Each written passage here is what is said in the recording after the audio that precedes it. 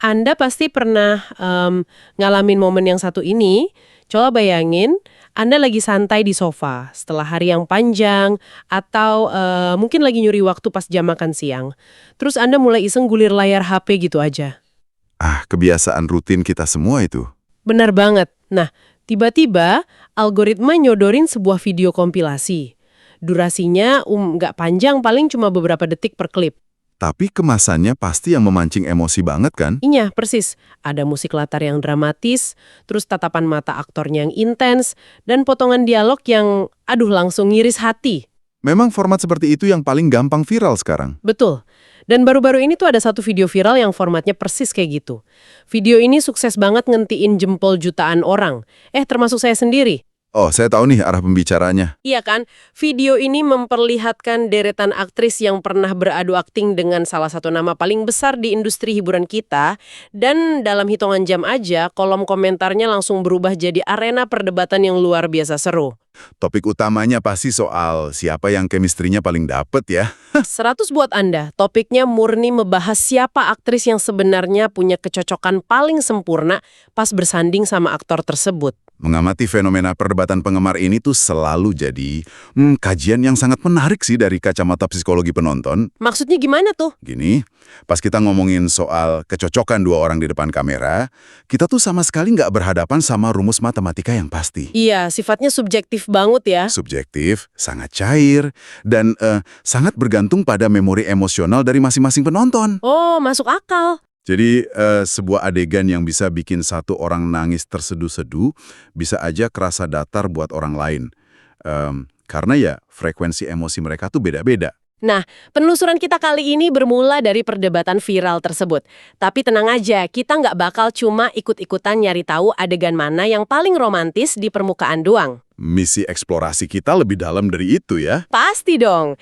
Misi kita di sesi bedah materi ini jauh lebih ambisius. Kita bakal masuk ke balik layar, ngebedah secara teknis dan psikologis gimana seorang aktor, dalam hal ini Arya Saloka, mampu nyiptain daya tarik yang kuat. Dan juga gimana dia merajut narasi cerita ya. Betul.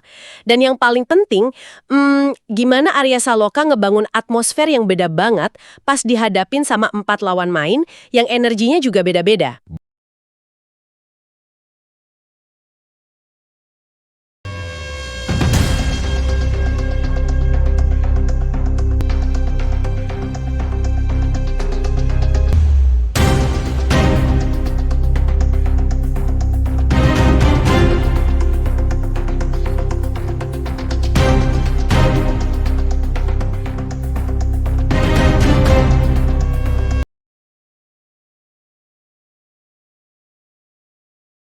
Bedah hal kayak gini tuh ibarat ngamatin seni bunglon dari seorang seniman peran. Wah, analogi yang bagus tuh. Seni bunglon, ya. Tepat sekali. Buat Anda yang lagi dengerin, mari kita main sedikit sama imajinasi. Coba posisikan diri Anda sebagai seorang pengamat seni peran, atau mungkin sutradara casting. Boleh juga. Pernah nggak sih Anda ngerasa heran kenapa pas nonton sebuah tayangan, kita bisa terikat banget sama satu pasangan karakter fiksi? Sampai-sampai kalau mereka berantem, kita yang ngerasa ancur, gitu kan? Bener. Atau kita bisa senyum-senyum sendiri ngelihat mereka baikan. Sementara teman Anda mungkin sama sekali nggak peduli sama pasangan itu. Teman Anda malah muja pasangan karakter dari tayangan lain. Frekuensi emosi penonton memang unik. Nah, teka-teki inilah yang bakal kita urai hari ini. Karena ada satu fakta yang nggak bisa dibantah. Setiap kali Arya Saloka dipasangkan dengan aktris berbeda, selalu muncul pasangan favorit baru di hati para penggemar. Dan itu fakta yang menarik banget. Kalau sebuah metode penceritaan terus-terusan buahin reaksi audiens yang masif, padahal aktris lawan mainnya selalu diganti. Berarti ada semacam formula rahasia di situ. Bukan cuma formula, tapi itu artinya kita lagi ngelihat fondasi teknis akting yang dipraktikin dengan sangat cerdas. Sang aktor tahu persis gimana cara ngebaca ritme lawan mainnya dan mantulin energi itu balik ke arah kamera. Oke, let us unpack this perlahan-lahan. Biar Anda benar-benar ngerti kenapa fenomena viral ini bisa meledak sekarang, kita wajib mundur sedikit ke belakang. Kita harus lihat fondasinya dulu ya. Tentu, kita nggak mungkin ngebahas magnet seorang Arya Saloka tanpa ngebedah fondasi utama yang ngelontarin namanya ke puncak industri hiburan televisi Indonesia. Saya tahu nih kita mau bahas siapa. Pasangan Aladin, ini ibarat cinta pertama buat para penonton televisi. Ini standar emas, atau tolak ukur yang bikin nama Arya Saloka begitu melekat di benak masyarakat. Kita lagi ngomongin sinetron Ikatan Cinta kan? Betul sekali, produksi RCTI, di mana Arya Saloka berhadapan sama Amanda Manopo. Nah, pas kita nganalisis konstruksi karakter Aldebaran dan Andin yang melahirkan fenomena Aladin ini, kita sebenarnya lagi ngelihat sebuah cetak biru. Cetak biru untuk apa tuh? Untuk apa yang di industri televisi disebut sebagai ikatan emosional massal. Dinamika yang dibangun Arya Saloka dan Amanda Manopo itu gak terjadi secara kebetulan. Oh, butuh teknik khusus ya? Butuh teknik ketahanan mental yang luar biasa. Bayangin aja mereka harus nyajiin emosi yang tajam banget, konflik batin yang super berat. Dan adegan yang nguras air mata itu terjadi hampir setiap hari kan? Bener. Dengan jadwal syuting yang padatnya bukan main. Nyambung soal jadwal syuting itu nih, saya pernah baca kalau produksi sinetron harian tuh salah satu medan paling brutal buat seorang aktor. Mereka bisa syuting dari pagi ketemu tengah malam. Memang sangat menguras fisik. Nah, gimana caranya Arya Saloka dan Amanda Manopo bisa pertahanin ilusi romansa yang sebegitu dalamnya? Padahal secara fisik mereka pasti capek banget. Itulah titik di mana teknik akting tingkat tinggi yang ngambil lalih. Pas fisik udah lelah, aktor nggak bisa lagi cuma ngandelin intuisi spontan aja. Terus mereka ngandelin apa? Mereka harus bersandar pada memori otot secara emosional. Amanda Manopo dan Arya Saloka tuh nyiptain semacam ruang aman di antara mereka pas kamera menyala. Ruang aman gimana maksudnya? Mereka nggak cuma ngejual adegan mesra yang manis, tapi mereka nunjukin kerentanan. Penonton tuh bisa lihat urat leher yang menegang pas karakternya marah, atau tarikan kapas yang tertahan sebelum nangis. Oh wow, detail fisik seperti itu yang bikin ngena ya. Tepat.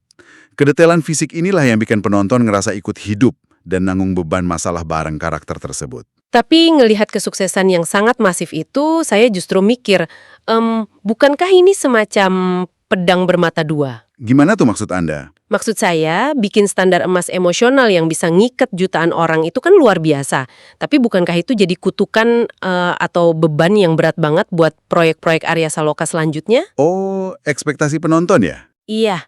Ibaratnya Arya Saloka harus lari ke depan, tapi ada bayang-bayang raksasa di belakangnya yang selalu nuntut buat disamai terus. Dilema itu nyata banget di dunia akting. Secara psikologis, otak penonton udah ngunci citra sang aktor sama satu wajah dan satu jenis emosi. Jadi susah nerima karakter baru dong? Benar. Pasang aktor ambil proyek baru, otak penonton secara nggak sadar bakal nolak karakter baru tersebut. Karena mereka ngerasa lagi mengkhianati memori masa lalu. Berarti tantangan terbesarnya bukan cuma soal main bagus aja dong? Bukan. Tantangan terbesarnya adalah gimana secara perlahan mencairkan dinding ekspektasi penonton itu, lalu narik mereka masuk ke dalam frekuensi hubungan fiksi yang sama sekali beda. Dan strategi buat lari dari bayang-bayang masa lalu itu ternyata sangat di luar dugaan. Kita beranjak nih dari sang legenda drama berat menuju gelombang antusiasme yang lagi hangat sekarang. Tren yang sekarang lagi rame diomongin ya. Betul. Saat ini perbincangan harian di media sosial kan didominasi sinetron Terikat Janji.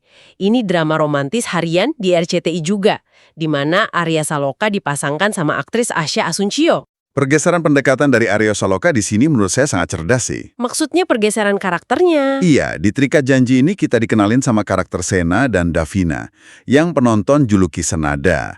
Kalau kita bandingin sama karya sebelumnya, pendekatan akting mereka berdua nih ibarat bumi dan langit.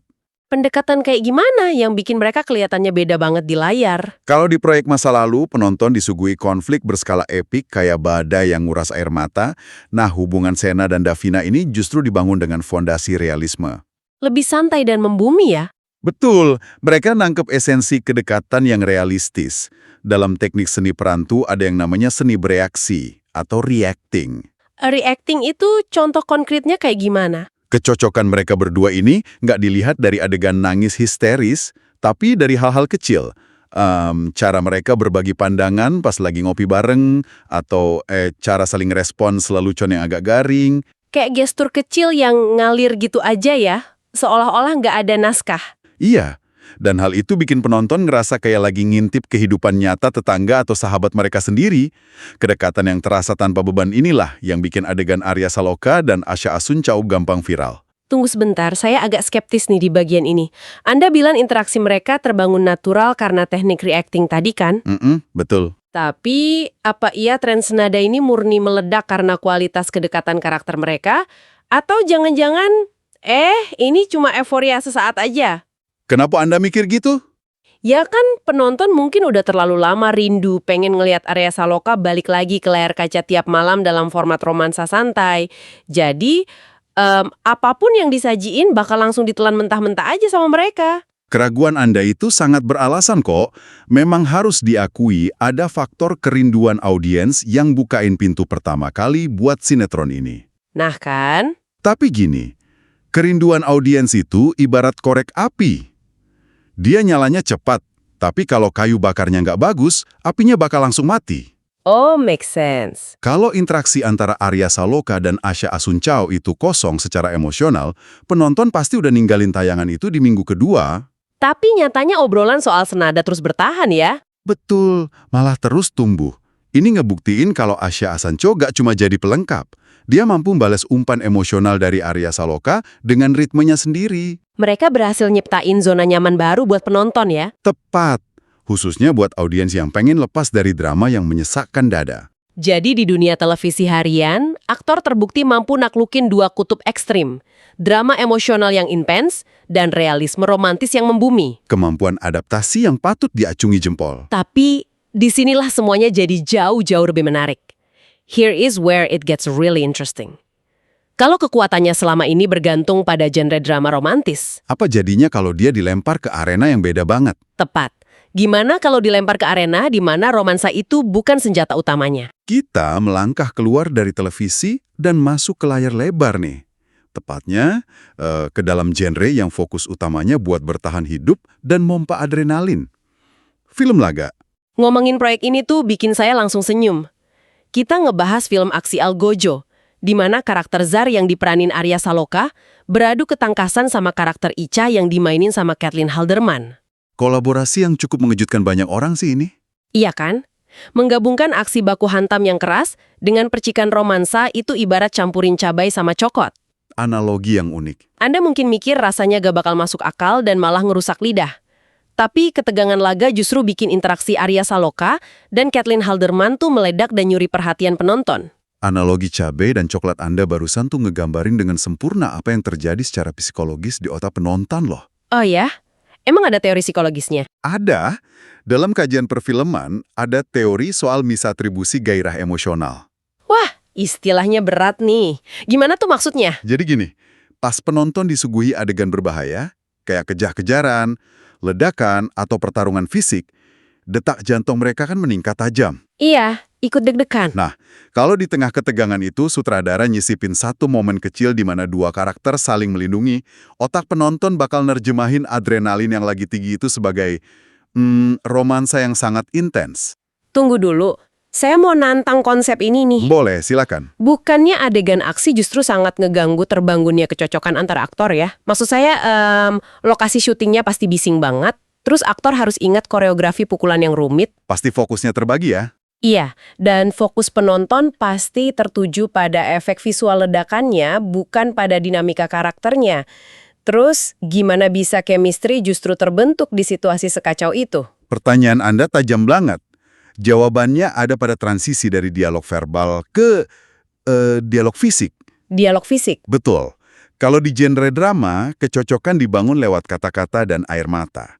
Tapi di genre laga, kayak Algojo, kecocokan itu dibangun lewat seberapa sigap satu karakter narik karakter lain dari lintasan peluru. Oh, wow, iya juga ya. Arya Saloka dan Caitlin Halderman dituntut buat ngomunikasiin rasa percaya yang absolut cuma lewat gestur fisik.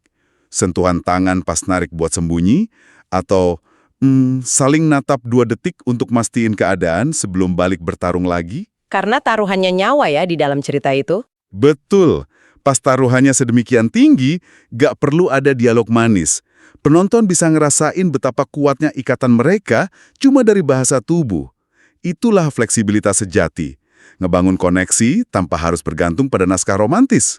Bener-bener ngebuka wawasan banget. Berarti adegan ngehindar dari bahaya tuh bisa kerasa jauh lebih intim daripada kencan hakan malam yang mewah ya. Seringkali malah begitu efeknya ke penonton. Kita udah lihat nih gimana Arya Saloka beradaptasi di drama harian yang nguras emosi bareng Amanda Manopo, komedi romantis yang natural bareng Asha Asunsao, sampai film laga brutal bareng Caitlin Halderman. Sudah lumayan lengkap portofolionya. Tapi sekarang saatnya kita mendaki ke arena terakhir. Arena ini menuntut kaliber akting tingkat prestise, di mana dinamika aktor nggak diekspresiin lewat kontak fisik atau adegan romantis secara eksplisit. Kita bicara tentang kolaborasinya dengan Putri Marino ya. Betul sekali, salah satu aktris terbaik negeri ini.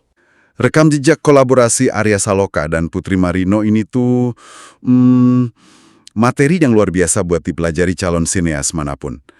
Pertemuan layar lebar pertama mereka itu tahun 2018. Di film drama Menunggu Pagi, karya sutradara Teddy Soryatmadja, kan? Tepat. Film ini jadi ajang pembuktian awal, di mana Arya Saloka yang meranin Bayu berbagi ruang naratif sama Putri Marino.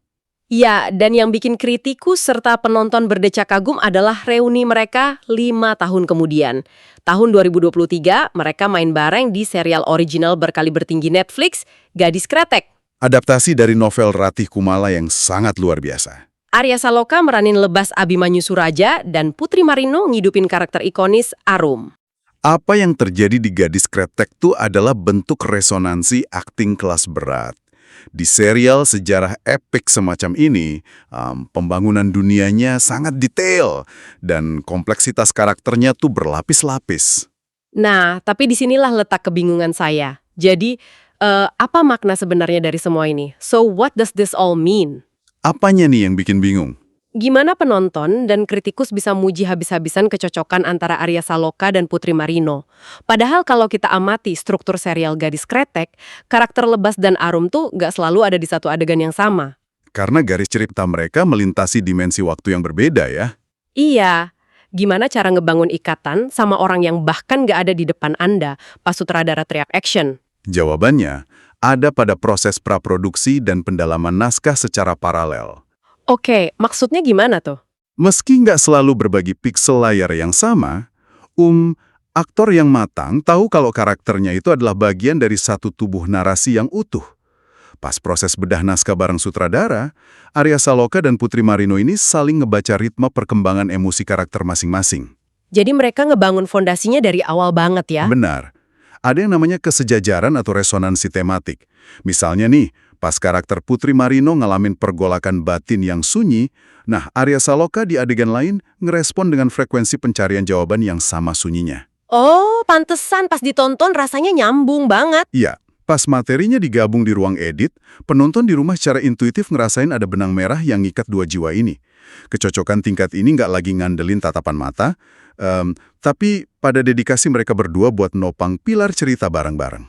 Ibarat dua musisi yang ngerekam instrumen mereka di studio yang beda, tapi pas lagunya diputer, nadanya menyatu dengan sangat harmonis. Analogi yang sangat pas. Kita udah nelusurin banyak banget nih. Dari Air Mata Amanda Manopo, Senyum Membumi Asha Asunsao, ketegangan laga Caitlin Halderman, sampai resonansi emosional yang nembus ruang dan waktu bareng Putri Marino. Perjalanan akting yang sangat kaya ya. Sangat kaya. Dan setelah ngupas tuntas seluruh teknis serta psikologi akting ini, kita sampai pada titik akhir persidangan virtual kita. Pertanyaannya, siapa sebenarnya yang berhak ngetuk palu dan nentuin mana mahakarya yang paling unggul? Tentu saja audiens. Audiens sebagai hakim tertingginya ya. Betul, karena pada akhirnya sehebat apapun teknik aktor, karya seni cuma akan hidup di dalam interpretasi penonton. Saya sempat ngerangkum beberapa kutipan dari penggemar di media sosial nih, yang nggambarin betapa beragamnya penerimaan publik. Wah, saya penasaran banget lihat perbandingan respons dari berbagai kubu. Apa aja kata mereka? Suara mereka tuh sangat mewakili genre yang mereka pilih. Kubu penikmat realisme misalnya, yang lagi hangat ngikutin tren baru. Mereka nulis, kalau aku penggemar Arya dan Asya sih, mereka bagus banget di Terikat Janji. Itu nunjukin apresiasi buat akting yang natural tadi ya? Iya. Terus dari sudut pandang yang beda, ada yang nulis, kalau aku suka Arya dengan Caitlin. Akting mereka di Algojo jadi pasangan romantis banget. Wow, bukti konkret dari konsep cabai dan coklat yang kita bahas tadi. Ketegangan laga sukses diubah jadi romantisme. Persis. Dan saya yakin kubu loyalis pasti juga bersuara. Nah itu dia, memori emosional jangka panjang kan sangat susah dilawan ya. Betul banget. Salah satu komentar berbunyi, ikatan cinta tak akan terlupakan deh. Pasangan Aladin masih teringat selalu. 3 kutipan dari 3 proyek yang beda banget. Ini ngebuktiin kalau berdebat nyari satu jawaban mutlak tuh sebenarnya sia-sia. Sangat sia-sia.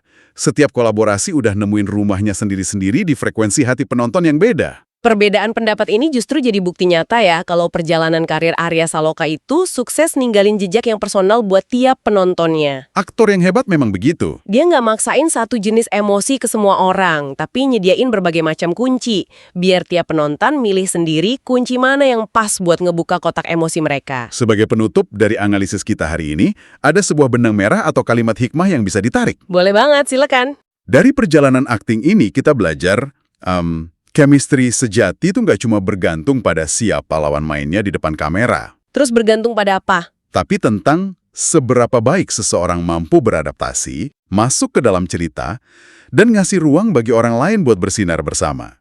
Ini esensi tertinggi dari kolaborasi kreatif. Ngasih ruang bagi orang lain buat bersinar bersama.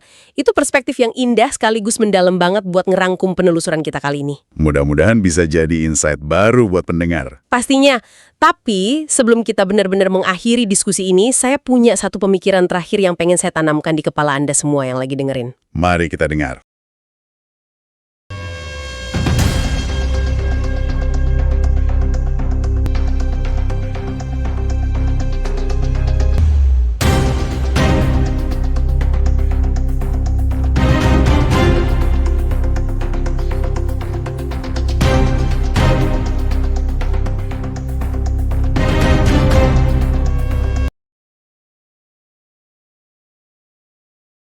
Kalau kita udah lihat bukti bahwa kecocokan atau koneksi emosional itu bisa dibangun, dibongkar, terus dirakit ulang bareng variabel manusia yang beda-beda, ini munculin satu pertanyaan besar. Apa tuh? Apakah kecintaan dan ikatan batin luar biasa yang selalu kita saksikan di layar kaca itu murni cuma ilusi teknis acting aja?